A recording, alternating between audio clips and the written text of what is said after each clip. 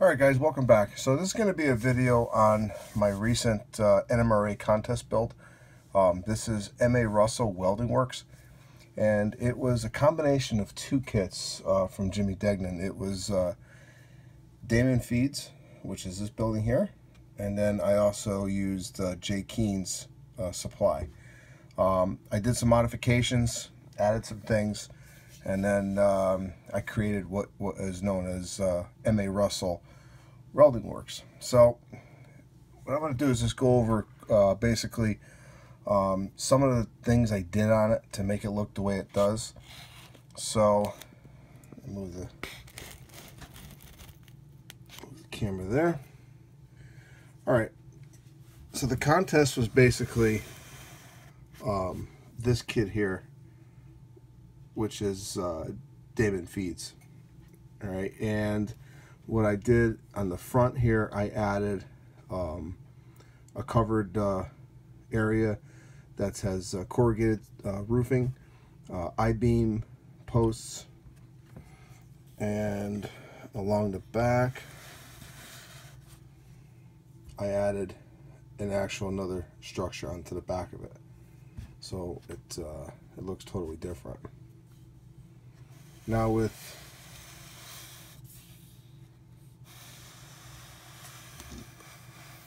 Jay Keen's, basically I used the entire kit and I added some different detail castings on it.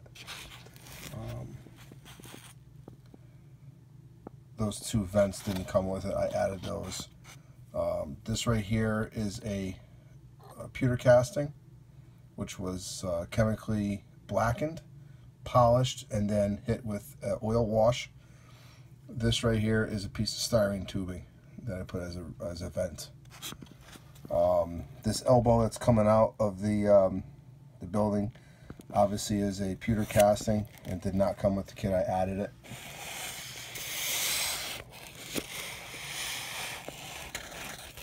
Okay, along the back here, most of these are pewter castings. A lot of these are also resin castings. The barrels that you see here are from Tichy.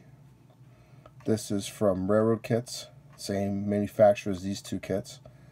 There's two tires in here that are pewter castings. These steel rods are pewter castings. This here is pewter castings.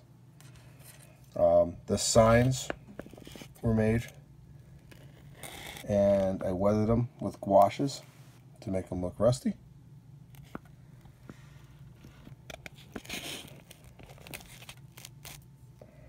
Let's try the kit again.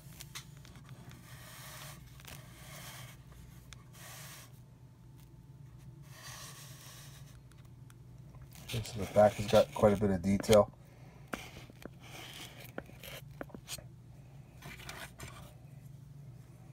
The staircase was scratch built. Some more pewter castings here, and the scraps that I had left over from other Craftsman kit projects I just added to the kit. Alright, these are HO scale newspapers that I actually found, shrunk them down, and made them myself. I added some debris on the roof. These tires are pewter castings. The cinder block is a pewter casting, and the rest of it is just strip wood. Now I want to show you the roof. The roof I used regular tar paper that came with the kit, painted and weathered it. Same with this roof.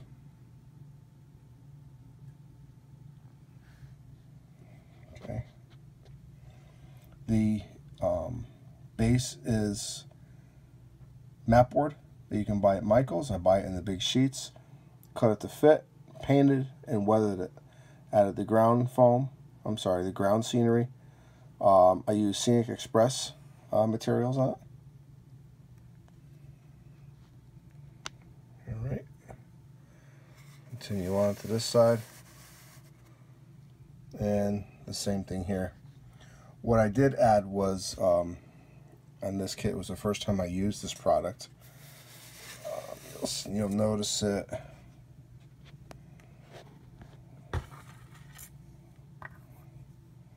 right here. You'll notice it here.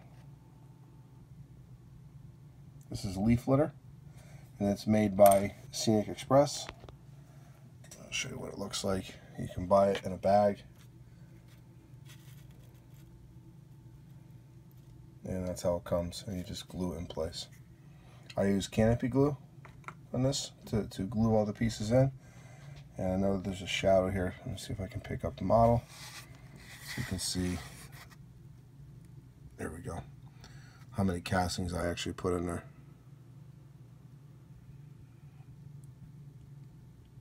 Everything in there, with the exception of the barrel, is all pewter castings. The barrel, again, the barrels, you get 2 of them in there, are from Tichy, but everything else is pewter. Some of it has been blackened and polished, some of it has been blackened and painted, and then dry brushed. And again, I added all of the detail parts here. Again, barrels, prizer figures,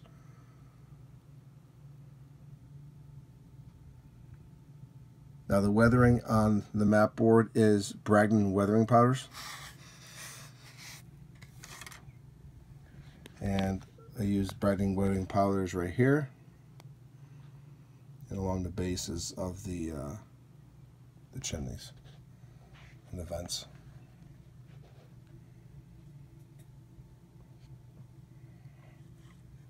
Now, I did some live feeds on this building, and the walls were stained, painted, and stained again.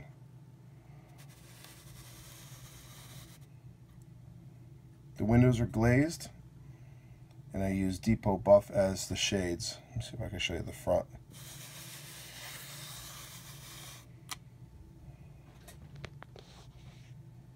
There we go. What I did add to this kit were these supports here, which is brass wire, and I weathered them accordingly. And I also took the chemical, blacken it, and I blackened them up to weather them.